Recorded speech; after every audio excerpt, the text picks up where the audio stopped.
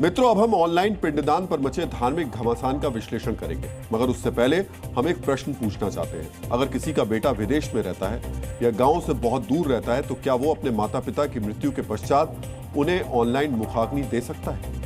आप सोच रहे होंगे ये कैसा प्रश्न है, मगर मित्रों ये प्रश्न इसलिए बड़ा है क्योंकि मोक्ष के धाम गया जी में ऑनलाइन पिंडदान की व्यवस्था करवाई गई। मतलब अगर देश या दुनिया के किसी कोने में रहने वाला शख्स गया जी में अपने पुरखों का पिंडदान करना चाहता है, वो अपने घर के ड्राइंग रूम में बैठकर ही ऐसा कर सकता है। उसे फल्गु नदी के किनारे जाने की कोई आवश्यकता नहीं है। अब जब 7 सितंबर से पितृपक्ष आरंभ हो रहा है, तो गया जी में इस सरकारी व्यवस्था का विरोध तेज हो गया है।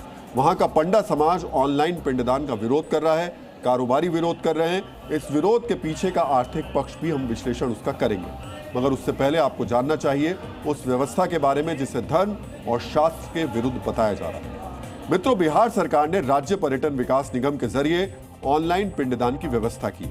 ऐसी व्यवस्था की लोग गया जी गए बिना ही अपने पुरखों का पिंडदान कर सकते हैं। इसके लिए सरकार का एक पैकेज है।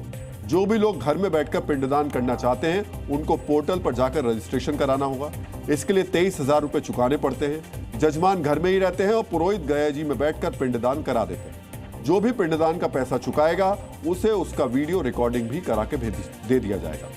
मित्रों, गया जी का उल्लेख पुराणों में है, महाभारत और रामायण जैसे कई धार्मिक ग्रंथों में है, जो गया जी को तीर्थ स्थल बताता है। ऐसी मान्यता है कि गया जी में जाकर पिंडदान करने से पिछली 7 पीढ़ियों का उद्धार हो जाता है, पुरखों को मोक्ष और शांति मिलती है, और जो पिंडदान करता है उसे पितृ ऋण से मुक्ति मिल जाती है। त्रेता युग में भगवान श्री राम, लक्ष्मण और माता सीता ने भी गया जी में जाकर वहां फल्गु नदी के तट पर राजा दशरथ की आत्मा की शांति के लिए श्राद्ध और पिंडदान किया था। एक मान्यता और भी है, भगवान विष्णु ने गयासुर को वरदान दिया था कि फल्गु नदी के किनारे जाकर पिंडदान करने से पितरों को मोक्ष मिलेगा। इसलिए गया जी को मोक्ष की भूमि और पितृ तीर्थ भी कहा जाता है। गया जी में जाकर वहां फल्गु नदी के किनारे बैठकर पिंडदान करने की परंपरा रही है। देश के अलग अलग हिस्सों से नहीं, रूस, यूक्रेन, अफ्रीका जैसे 17 देशों के श्रद्धालु भी पिंडदान करने गया जी ही आते हैं। अब जब पिंडदान का व्यवसायीकरण किया जा रहा है, तो प्रश्न ये भी है, क्या ऑनलाइन पिंडदान से उद्देश्य की पूर्ति होगी? क्योंकि ना तो किसी धर्म ग्रंथ में ऑनलाइन पिंडदान का जिक्र है और ना ही किसी शास्त्र में इसका उल्लेख है, मगर बिहार सरकार को इसमें आर्थिक फायदा दिख रहा है, तो उसने ये व्यवस्था लागू कर दी है।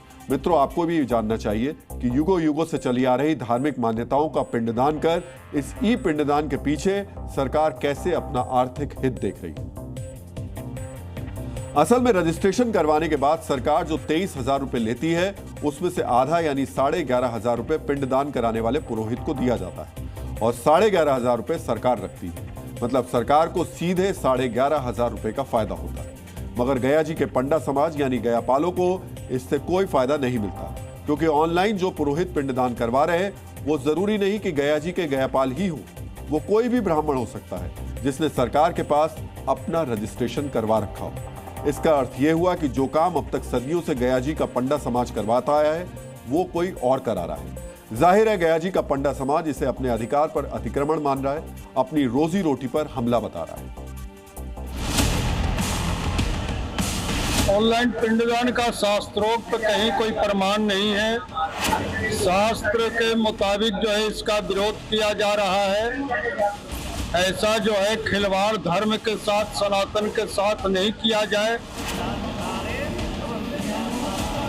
ये सरकार का योजना जो है हमारे सनातन और हमारे धर्म के एकदम सरासर विरुद्ध है।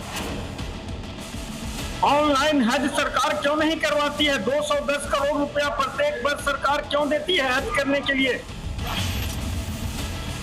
वो जो ऑनलाइन बुकिंग कर रहे हैं, वो किस तरह का पुत्र है जो अपने पितरों के प्रति श्रद्धा नहीं रख रहे?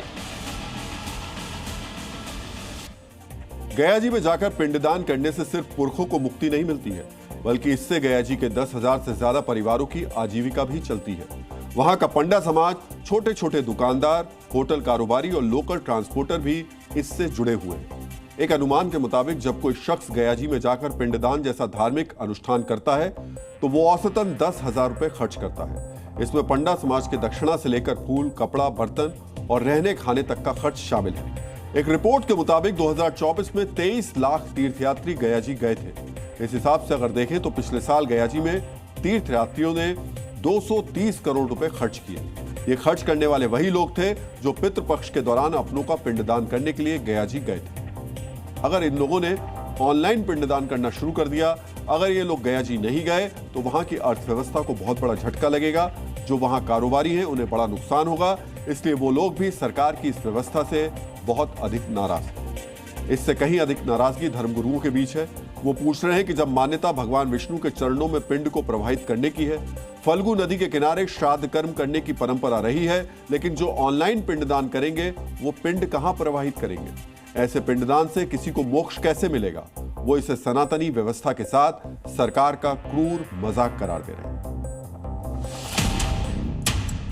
देखिए, जो गया धाम में श्राद्ध कर्म पिंडदान की ऑनलाइन व्यवस्था की गई है, यह शास्त्रों के तो प्रतिकूल है ही, जीवात्मा और उसके परिवार के लिए भी उचित नहीं है।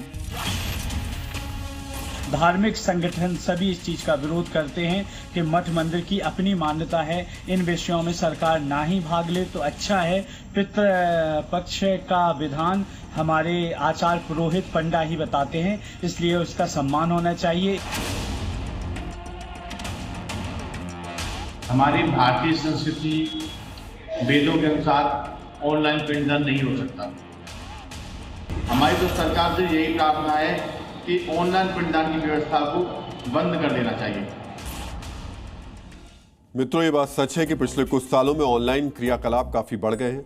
लोग ऑनलाइन शॉपिंग करते हैं, पढ़ाई करते हैं, ब्लॉगिंग करते हैं, डिजाइनिंग करते हैं, बहुत कुछ करते हैं। ऑनलाइन ऑर्डर करने पर छोटे छोटे सामान कुछ ही घंटों में या मिनटों में लोगों के घर पहुंच जाते हैं। मगर कुछ काम ऐसे हैं जो ऑनलाइन नहीं हो सकते। उन्हीं में एक काम पिंडदान भी है। मित्रों, पिछले साल भी ऑनलाइन पिंडदान की व्यवस्था थी, मगर सिर्फ 8 लोगों ने ऐसा किया। लोगों ने करीब करीब सरकार की उस व्यवस्था को सिरे से खारिज कर दिया, जिसे कुछ पैसों के लिए हिंदुओं की मान्यताओं और परंपराओं में हस्तक्षेप करार दिया जा रहा है। Zee News.